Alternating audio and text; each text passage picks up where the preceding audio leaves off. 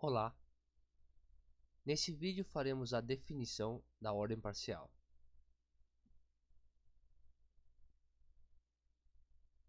Para definir nossa ordem parcial, precisamos estabelecer algumas notações. Então começamos com a base canônica de L2 de ômega 1 por n. Eu vou denotar por E alfa n, para todo alfa menor que ômega 1 e n pertencente aos naturais.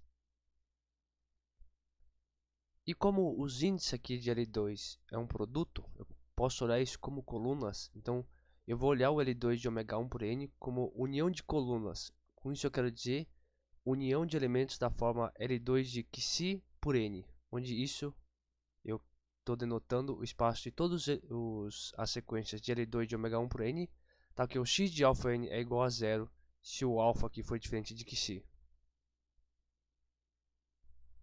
Sempre que falarmos sobre colunas, queremos dizer subespaço de L2 de ômega 1 por n dessa forma.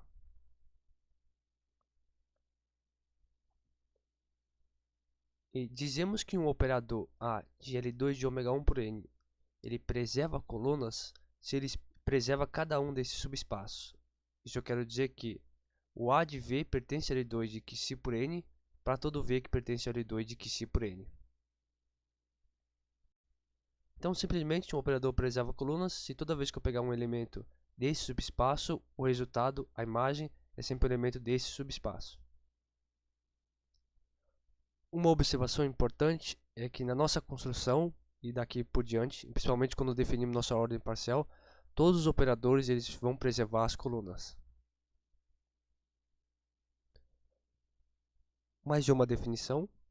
Então, dado um subconjunto de ômega 1 produto pelos naturais, eu denoto por B de x todos os operadores que estão na álgebra dos operadores limitados de L2 de ômega 1 por n, tais que, primeiro, que esse operador preserva a coluna, e o segundo é que o A de E alfa n é igual a zero para todo alfa n que não pertence a x.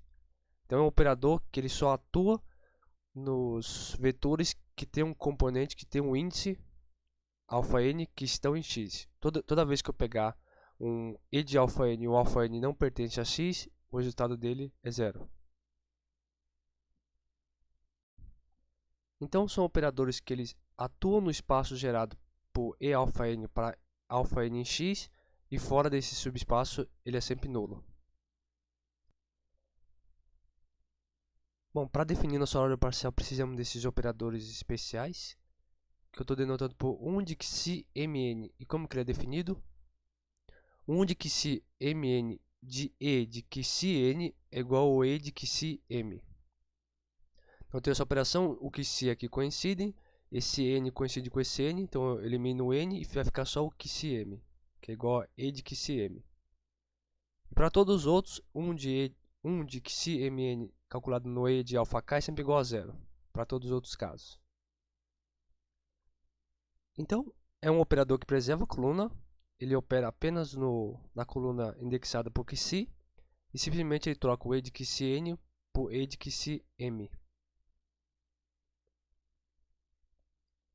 Agora, dado x um subconjunto de ômega 1 por n, eu denoto, dado um operador A restrito a x é a restrição do operador A em x. Ele é definido por A restrito a x calculado um E alfa m é igual ao A de E alfa m. Se o alfa m pertence a x, em outros casos ele se anula. O A restrito a x calculado E alfa m é igual a zero se o alfa m não pertence a x. Então, estamos acabando aqui com as definições de nomenclaturas, preciso só de mais dois.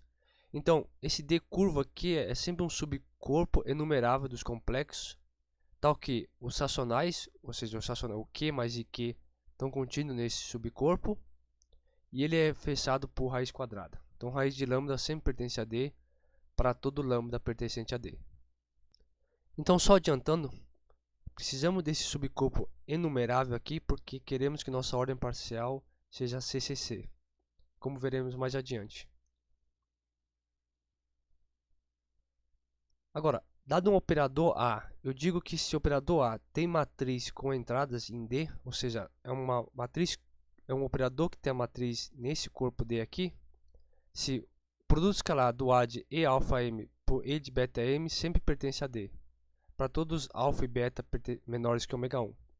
Então, se eu pensar no operador A, eu pensar na matriz como tendo essas entradas, eu quero dizer que a matriz tem entradas em D, é a mesma coisa que dizer que cada um desses produtos aqui pertence a D.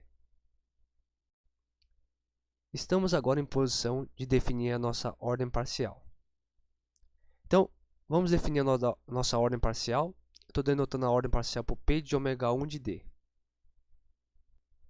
E ela é formada pelos elementos da forma P igual a de P, onde esse A de P é um subconjunto de ômega 1. Tenho também aqui um subconjunto dos números naturais e outro subconjunto formado por operadores, onde, mais especificamente, esse AP é um subconjunto finito de ômega 1.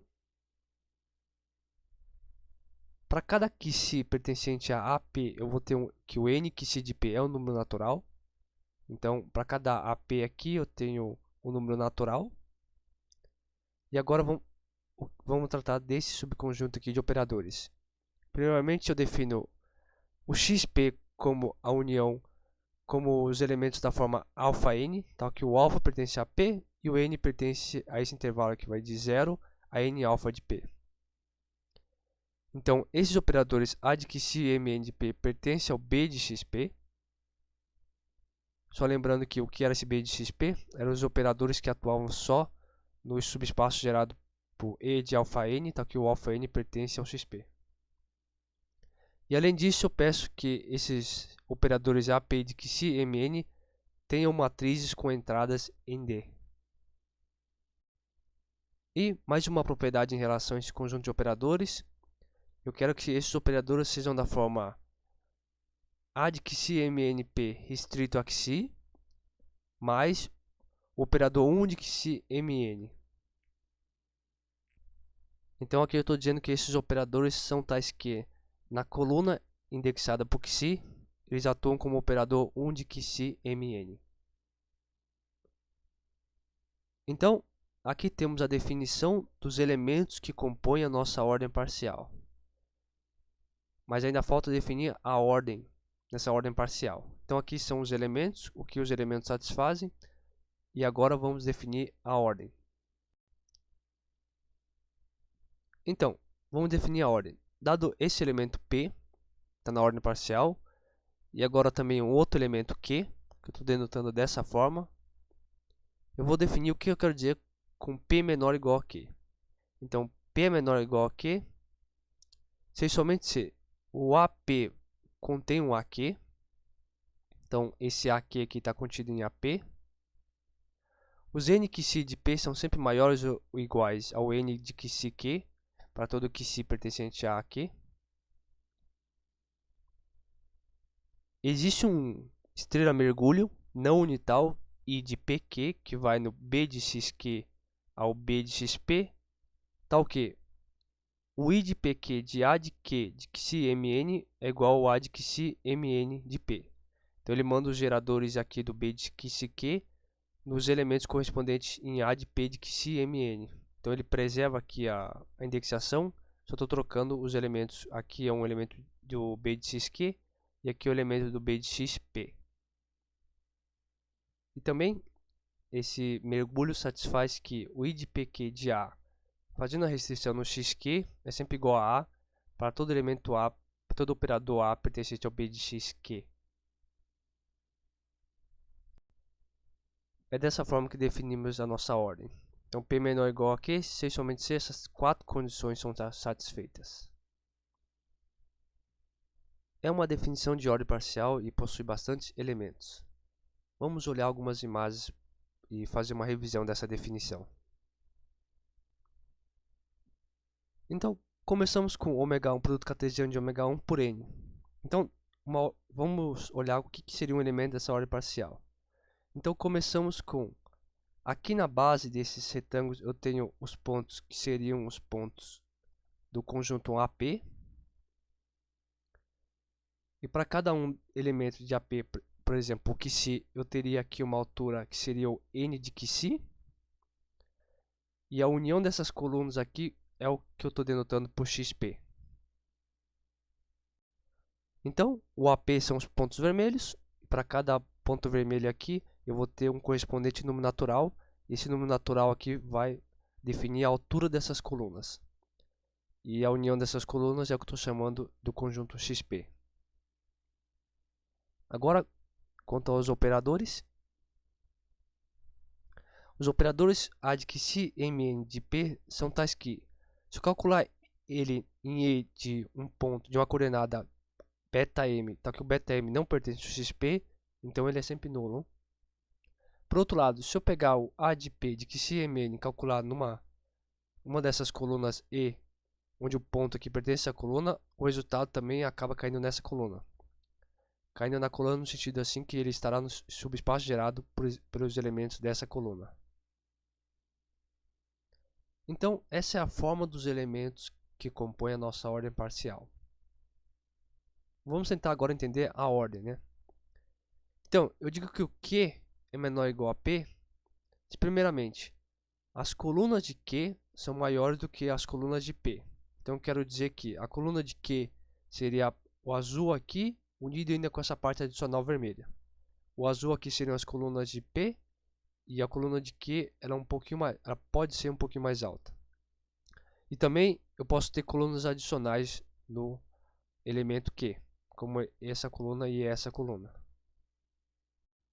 E, de uma forma simplificada, o operador AD que se MN de Q calculada num ponto E de ponto, onde esse ponto pertence a essa coluna azul, é a mesma coisa que eu calcular com o elemento AP. Então, de certa forma, esses operadores podem ser vistos como uma extensão desses operadores AP. E na definição ainda eu tenho alguns elementos relacionados a mergulho, mas que ficaria um pouco difícil de demonstrar visualmente. Mas as propriedades básicas da definição da ordem estão expostas aqui.